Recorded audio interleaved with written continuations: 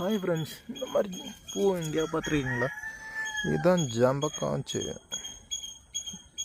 பூ. எப்படி கீழே நான் காய பாருங்கள், ஜம்மனாக இருக்கும். பால்தா இதோட டேஸ்ட்டாக இருக்கும்.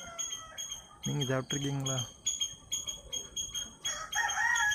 பூ இன்னும் அழகாக இருக்கு ப்ரோ.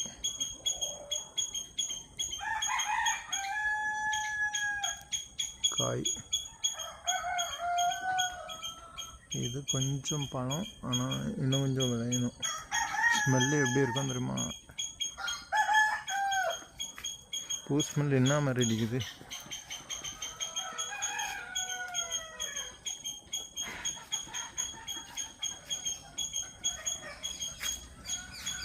சுற்றி பார்த்தா எல்லாம் பூவாக தான் கிடக்கு, காயே காணல. எவ்வளோ பூ உருந்து கிடக்கு.